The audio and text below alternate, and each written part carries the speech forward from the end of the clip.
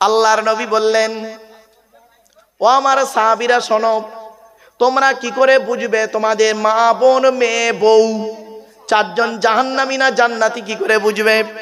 আল্লাহর রাসূল বললেন, দুনিয়ার মানুষেরা শুনে নাও, আমি মুহাম্মদ সাল্লাল্লাহু আলাইহি ওয়াসাল্লাম বলে যাচ্ছি, যে নারীর মধ্যে এই এই গুণগুলো পাবে, এই এই অভ্যাসগুলো পাবে, চোখ বন্ধ করে জানতে পারবে তোমার স্ত্রী মা বোন মেয়ে জাহান্নামী। এক নাম্বার শুনে নিন, আল্লাহর নবী বললেন, ওই মেয়ে ছেলে জাহান্নামী, ও যত নামাজ পড়ুক, রোজা রাখুক আর হজ করুক, ওই মেয়ে ছেলে জাহান্নামী। যে মেয়ে ছেলে তার স্বামীর সঙ্গে যখন কথা বলে মেজাজ দিয়ে কথা বলে। অনেক মেয়ে ছেলে আছে দেখবেন, পাড়ার লোকের সঙ্গে মিষ্টি ভাষায় কথা বলে, আর স্বামীর সঙ্গে যখন কথা বলে মেজাজ দিয়ে কথা বলছে। দেখতে পারেনি, খেতে পারেনি, বয়স হলে কেন হলুনি, লাউ ঠালা। স্বামীর সঙ্গে যখন কথা বলে মেজাজ দিয়ে। আল্লাহর নবী বলেছেন, ওই নারী হলো জাহান্নামী। যে নারী তার স্বামীর সঙ্গে যখন কথা বলবে মেজাজ দিয়ে কথা বলে, ও যতই নামাজ পড়ুক, রোজা রাখুক আর হজ করুক। এই অভ্যাস যদি আপনার বাড়িতে আপনার মায়ের মধ্যে থাকে, আজকে পরিবর্তন করবেন।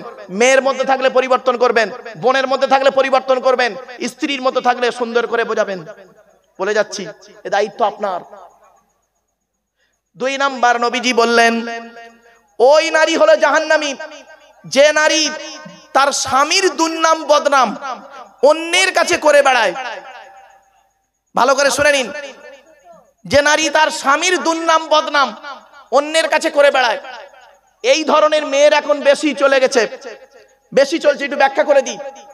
আপনি হাজী সাহেব লোক, আপনার একটা শান্ত প্রকৃতির ছেলে ছিল। আপনি হাজী সাহেব লোক, আপনার একটা শান্ত প্রকৃতির ছেলে ছিল। সেই ছেলেটাকে একটা হাজী সাহেবের মেয়ের সঙ্গে বিয়ে দিয়েছেন। আপনার ধারণা হাজী সাহেবের মেয়ে ভালোই হবে। আপনি আপনার ছেলেটা শান্ত প্রকৃতির ছেলে, ওই মেয়েটিকে বৌমা করে আনলেন। আপনার ছেলে কলকাতায় থাকে, সপ্তাহে একদিন বাড়ি আসে রবিবারে। আপনার বৌমা করছে কি, সারাক্ষণ মোবাইলে ব্যস্ত। আপনার বউ, আপনি মনে করছেন আমার বৌমা আমার ছেলের সঙ্গে মোবাইলে কথা বলছে।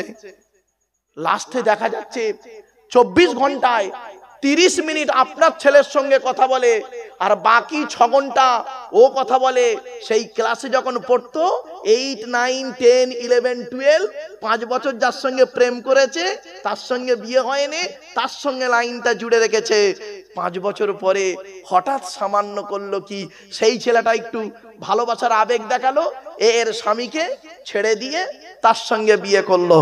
বাস্তবটাই বললাম, বাড়ি থেকে ভাববেন। এই জন্য আপনাদের বলে যাচ্ছি, বাপ, স্ত্রী আল্লাহওয়ালা হওয়াটাই হলো একজন স্বামী জান্নাতি মানুষ। এই পৃথিবীর সবথেকে সেরা মানুষ হলো সেই লোকটা, এই পৃথিবীর সবথেকে সেরা মানুষ হলো সেই লোকটা যার স্ত্রী হলো বিশ্বাসী, স্ত্রী হলো আল্লাহওয়ালা, স্ত্রী স্বামী ভক্তি। দেখবেন যে মেয়ে মা ভক্তি করে বেশি, আমার ভাষা বুঝতে পারছেন, যে মেয়ে মা ভক্তি বেশি, ওই মেয়ের সংসার বেশি দিন টিকবে না। যে মেয়ে মা ভক্তি, বিয়ে হয়ে গেছে, স্বামী দেখে না, স্বামী দেখে না, শ্বশুর শাশুড়ি দেখে না, ওর মা যেটা বলে সেটা শোনে, ওর বাপ যেটা বলে, ঠিক না বেঠিক? ওই মেয়ের সংসার হবে না। এজন্য মা বোনদের বলে যাচ্ছি, ততদিন জান্নাত বাম্মার পাত তলায় তোমার, যতদিন বিয়ের আগ পর্যন্ত জান্নাত হলো মেয়েদের জান্নাত বাম্মার পাত তলায়। আর যেদিন বিয়ে হয়ে যাবে সেদিন থেকে সমস্ত দায়িত্ব স্বামীর। আল্লাহ রসুল তার কলিজার টুকরা ছোট মেয়ে ফতেমাকে যেদিন বিয়ে দিয়েছিলেন আলীর সঙ্গে, আপনারা আপনাদের মেয়েদের বিয়ে দিয়েছেন, কি কি দিয়েছেন মেয়ের সঙ্গে, কি কি বলে মেয়েকে স্বামীর বাড়ি পাঠিয়েছিলেন। আল্লাহর নবী তার মেয়ে ফতেমাকে আলীর সঙ্গে বিয়ে দিয়েছিলেন, কি কি দিয়েছিলেন, কি কি বলেছিলেন, একটু শুনে নিন। আচ্ছা, আগে আমাদেরটা বলি। আমরা আমাদের মেয়েদের বিয়ে দিতে গিয়ে কি করেছি? খাট, গদি, ড্রেসিং টেবিল, আলমারি, খাটের সঙ্গে 2টো ছোট ছোট মাথার বালিশ, আর বিশাল বড় একটা লম্বা বালিশ। ওরা কি বালিশ বলে বাবা? মুরব্বি বলছে 5 বালিশ। যাই হোক, চলো কোল বালিশ, যাই হোক আসছি। নবীজি কি দিয়েছিলেন? চমকে যাবেন। নবীজি দিয়েছিলেন মা ফতেমাকে, শুনে নিন, একটা খেজুর পাতার চাটাই, একটা খেজুর পাতার চাটাই, একটা কম্বল, একটা জাঁতা, একটা পানির কলসি, দুটো জামা। আপনি তো এক বাক্স শাড়ি নিয়ে গেছে আপনার মা, এই মেয়ে এক বাক্স নিয়ে গেছে, আর এক ট্যাঙ্কি রয়েছে এখানে বাপের বাড়িতে, রাগ করবেন না। আর একটা কি দিয়েছিলেন নবী? একটি মাত্র চামড়ার বালিশ। কটা? একটা চামড়ার বালিশ দিয়েছিলেন। কেন দিয়েছিলেন? আল্লাহর নবী বলেন, ও স্বামীরা, তোমরা তোমাদের স্ত্রীদেরকে এই শিক্ষাগুলো দেবে। স্বামী স্ত্রীরা কোনো কথাবার্তা বলবে, একে অপরকে সালাম দেওয়া নেওয়া করবে, আল্লাহর রহমত মহব্বত ভালোবাসা বেড়ে যাবে। 2 নাম্বার, তোমরা তোমাদের স্ত্রীদেরকে এই শিক্ষা দান করবে, তারা যেন কোনোদিন কাবা শরীফের দিকে মুখ করে থুতু যেন না ফেলে। 3 নাম্বার, তোমাদের স্ত্রীদেরকে এই শিক্ষা দান করবে, তারা যেন কাবা শরীফের দিকে মুখ করে কোনোদিন পেশাব পায়খানা যেন না ফেরে। তারপরে বলা হয়েছে, তোমরা তোমাদের স্ত্রীদেরকে এই শিক্ষা দেবে, তারা যেন কোনোদিন কাবা শরীফের পেছনে ফিরে যেন পেশাব পায়খানা যেন না ফেরে। তারপরে বলা হয়েছে, তোমরা তোমাদের স্ত্রীদেরকে এই শিক্ষা দান করবে, তারা যেন কোনোদিন গোসলখানায় পেশাব যেন না ফেরে। তারপরে বলা হয়েছে, তোমরা তোমাদের স্ত্রীদেরকে এই শিক্ষা দেবে, তারা যেন কোনোদিন গোসলখানায় উলঙ্গ অবস্থায় গোসল যেন না করে। তারপরে বলা হয়েছে, তোমরা তোমাদের স্ত্রীদেরকে এই শিক্ষা দেবে, তারা যেন হাতের চুড়ি, কি বলেন বাবা, চুড়ি হাতের চুড়ি তারা যেন কোনোদিন দুটো ব্যবহার যেন না করে। ও আমার মায়েরা বোনেরা শুনে নিন, এক হাতে একটা চুড়ি পরবেন, এক হাতে দুটো চুড়ি পরা আপনাদের নিষেধ। আল্লাহর নবী যখন এই কথাটি বলেছিলেন, পাশে বসেছিল, বাম দিকে নবীর বসতেন, বাম দিকে হযরত উমর, আর ডান দিকে বসতেন আবু বকর। হযরত আবু বকর আর উমর দুজনেই হলো আল্লাহর নবীর শ্বশুর, আর সামনে বসতেন আলী আর উসমান, ওরা দুজনে হলো জামাই।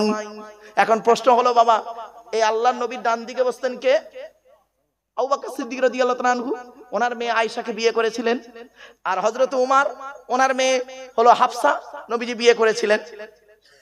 তো এই আবু বকর হলেন জামাই, আর রাসূলুল্লাহ হলেন শ্বশুর। এই রাসূলুল্লাহ হলেন জামাই, আল্লাহ আবু বকর সিদ্দিক রাদিয়াল্লাহু তাআলা আনহু হলেন কি? শ্বশুর। আচ্ছা, কে বড়? কে বড় বাবা? শ্বশুর বড় না জামাই বড়? বলুন না, একটু ভুলভাল হোক, একটু বলুন না। শ্বশুর বড়, সম্পর্কে শ্বশুর বড়। শুনে নিন ও বাবা, সব দিক থেকেই ছোট আবু বকর, আপনারা তো জানেন না।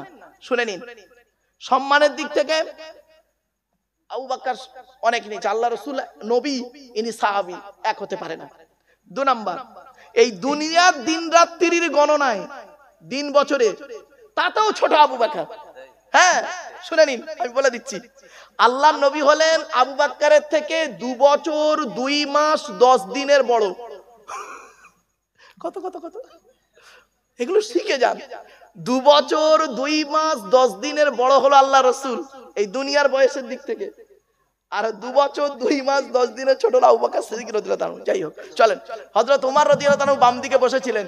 যেই নবীজি বলেছেন তোমরা স্ত্রীদেরকে বলবে এক হাতে একটা চুড়ি পরতে, হযরত ওমর দাঁড়িয়ে বলছেন, ইয়া রাসূলুল্লাহ, আমার স্ত্রী যদি এক হাতে একটা চুড়ি পরে, দুটো চুড়ি পরলে ক্ষতিটাই কি? আল্লাহর নবী বললেন, ওমর, তোমার স্ত্রী যদি এক হাতে 2 বা 2 এর বেশি চুড়ি পরে, স্ত্রীর চুড়ির ঝুনঝুনিয়া আওয়াজটা পরপুরুষের জন্য হলো হারাম।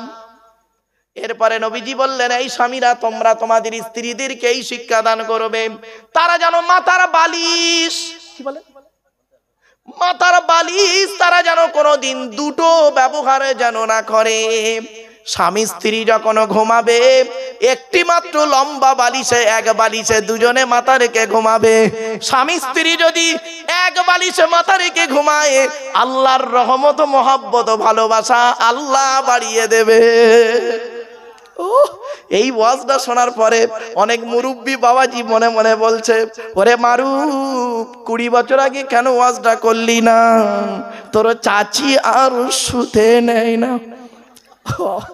রাগ করবেন না, এমনি বললাম বাবা, অনেকক্ষণ ধরে ওয়াজ করছো, আমি একটু হাসি চলে কথা বলি গো বাবা, রাগ করবেন না। চলেন, আমার আগে মৌলানা সাহেব সুন্দর আলোচনা করছিলেন, আমি দূর থেকে শুনছিলাম, এখানেও বসেছিলাম, বেচারা বুঝতে পারিনি, তো আমি এসে চুপ করে বসেছিলাম। আমি ওনাকে বলিনি যে আমি এসে গেছি, আপনি ছেড়ে দিন, না। একজন আলেম বলছেন তার টপিকসটা বলা হয়ে যাক, তারপরে তিনি ছেড়ে দেবেন। আমরা অনেক সময় কি করি, অনেক বক্তা আছে দেখবেন, আমি একটা কোরআনের আয়াত পড়ছি, তার মানেটাও করতে পারলাম না, হঠাৎ একটা বক্তা এসে গেছে, তাকবীর দিতে দিতে উঠলো, ওই আয়াতটার মাঝখানেই ছেড়ে দিয়ে আমাকে উঠে দাঁড়াতে হলো। ভুল বললাম না বাবা? হ্যাঁ, কোরআনের আয়াত থেকে ওকে মর্যাদা বেশি দিয়ে দিলে না, না, তুমি কোরআনের আয়াত পড়ছো, পড়ে নাও। যাকে দেখে সম্মান দাঁড়াচ্ছ তারও উচিত হলো তাকে বলা যে না ভাই ভাই ভাই আপনি বলুন, আপনি বলুন, আমি আপনার হয়ে গেলে আমি বলবো। এটা হলো আদর্শবান ব্যক্তির পরিচয়। আর কোরআনের আয়াতের মাঝখানে বলতে বলতে উঠে ছেড়ে দিল, এটা মানুষ কি হলো, অর্ধেক হলো না, ঠিক না? ঠিক। তা আমি এসে ওনাকে তো বলতে পারতাম। আমি এখানে প্রায় 17 মিনিট মতো বসেছিলাম। কেন?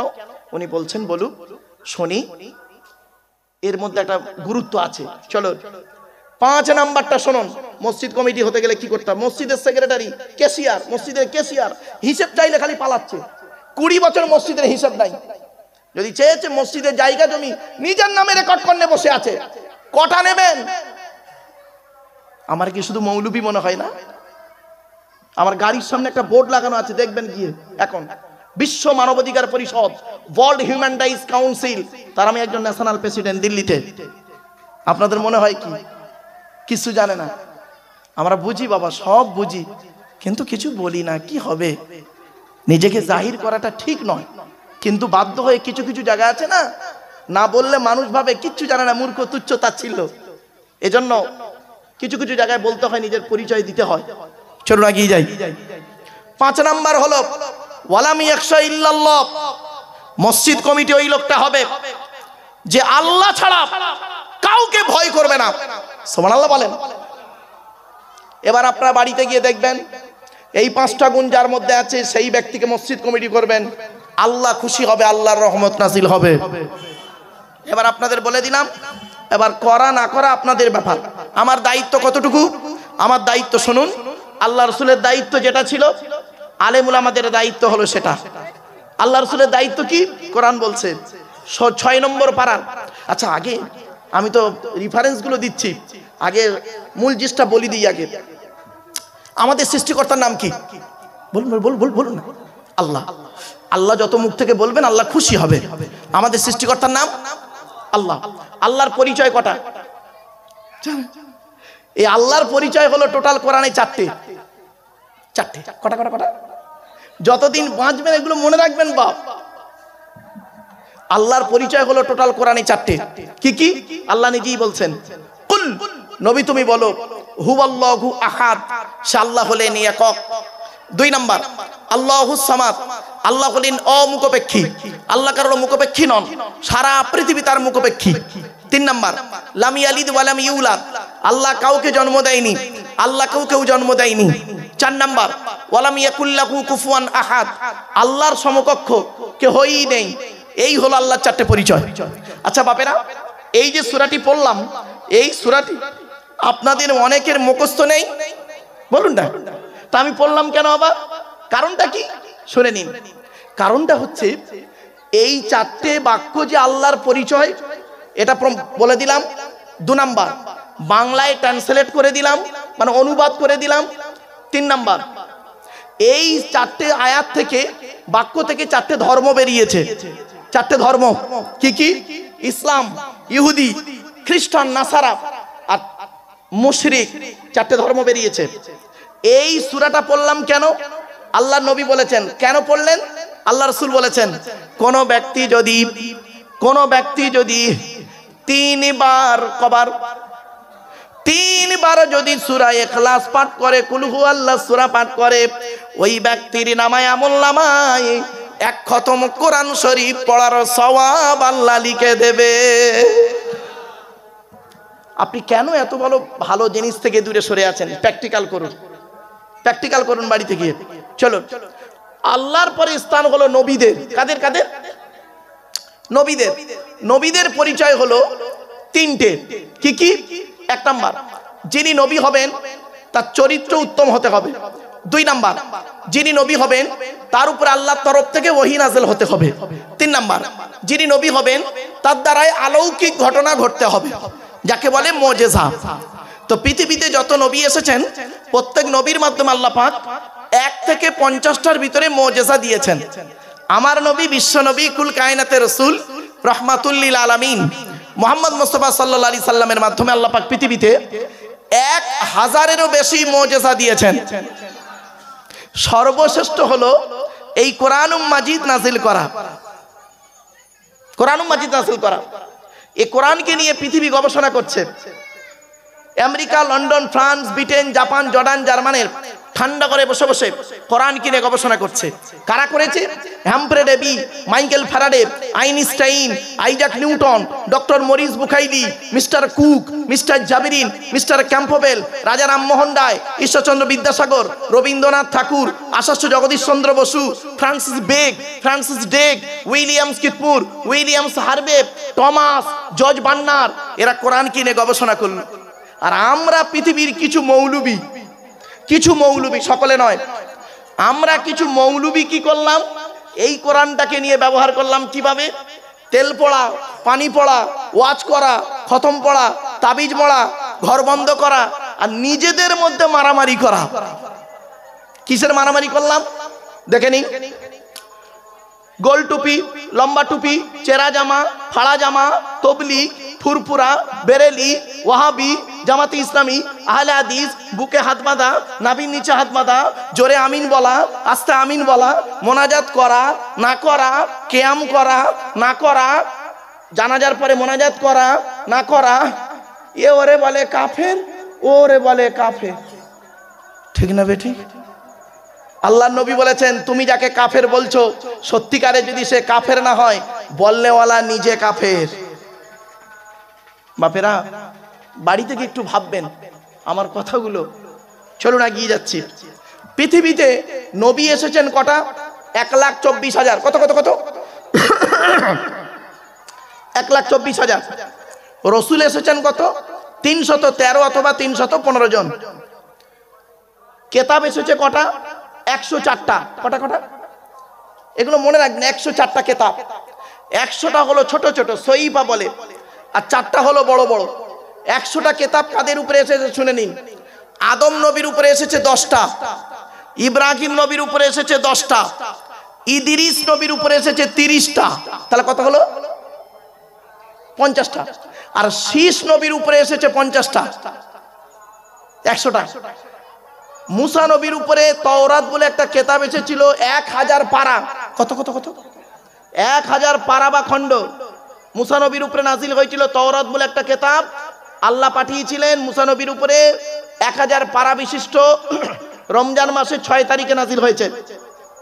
তারপরে হলো দাউদ নবীর উপরে একটা কেতাব নাজিল হয়েছে, নাম হলো তার জবুর। রমজান মাসের 12 তারিখে নাজিল হয়েছে। কেতাবটি হলো 150 পারা বা খণ্ড। তারপরে আল্লাহ করলেন কি, মানুষের হেদায়েতের জন্য ইনজিল বলে একটা কেতাব পাঠিয়েছিলেন ঈসা নবীর উপরে। রমজান মাসের 18 তারিখে 27 পারা বিশিষ্ট। সর্বশেষে যে কেতাব এলো তার নাম হলো কোরআন, 30 পারা বিশিষ্ট। মুহাম্মদ সাল্লাল্লাহু আলাইহি সাল্লামের উপরে রমজান মাসে লাইলাতুল কদরের রাতে, ইন্না আনজালনাহু ফি লাইলাতুল কদর, লাইলাতুল কদরের রাতে 24শে রমজান 25এর রাতে কোরআন নাজিল হলো। আজকে আমাদের আলোচনা হবে কি? শেষ কেতাব আর শেষ নবী। বাবা, আমি এই 5টা ধর্মগ্রন্থের ছাত্র। এই তাওরাত, জবুর, ইনজিল, কোরআন, সাথে আছে শ্রীমতী ভগবত গীতা। বাপেরা, টুকটুক করে টু দি পয়েন্টের উপরে বলার সুযোগটি দিন, আশা করি আপনাদের লস হবে না। বাপ, শুনে যান। মুহাম্মদ সাল্লাল্লাহু আলাইহি, আচ্ছা বাবা, টেনে টেনে বলছে না বলে অসুবিধা হচ্ছে আপনাদের? হ্যাঁ, এই দেখেন, আপনারা যেখানে জলসা শুনতে যাবেন দয়া করে একটা জিনিসের উত্তর খুঁজে বের করবেন ওই প্যান্ডেল থেকে, মানে মজলিস থেকে। সে উত্তরটা কি শুনে নিন। যেখানে যে বক্তার ওয়াজ শুনবেন, একটা জিনিসের উত্তর বলবো। হ্যাঁ, কেন, হোয়াই, কেন, কি বললাম? কেনর উত্তর খুঁজবেন। মাথায় টুপি দিয়েছেন কেন? গালে দাড়ি রেখেছেন কেন? আপনি পেশাব ফিরলেন এক জায়গা থেকে, পায়খানা ফিরলেন আর এক জায়গা থেকে, ওই জায়গাটাই 3 বার ধৌত করলে তো হয়ে যেত। কোরআনে কেন বলা হলো অজু করতে গেলে মুখ ধুতে হবে, হাত ধুতে হবে, পা ধুতে হবে? এর সঙ্গে কিসের সম্পর্ক? গরু হলো 4 পায়ে, শুকর হলো 4 পায়ে। মুসলমান গরুর গোস্ত খায়, শুকরের গোস্ত খায় না। কেন? কেন কোরআনে 4 জায়গায় লেখা আছে শুকরের গোস্ত খাওয়া হারাম? ক জায়গায়? এগুলো মনে রাখবেন, 4 জায়গায় রয়েছে। মদ আর মধু, মদ আর মধু কোনটার দাম বেশি? এই মধুর দাম বেশি নাকি মদের দাম বেশি? বাংলা মালের কথা বলিনি রে বাবা।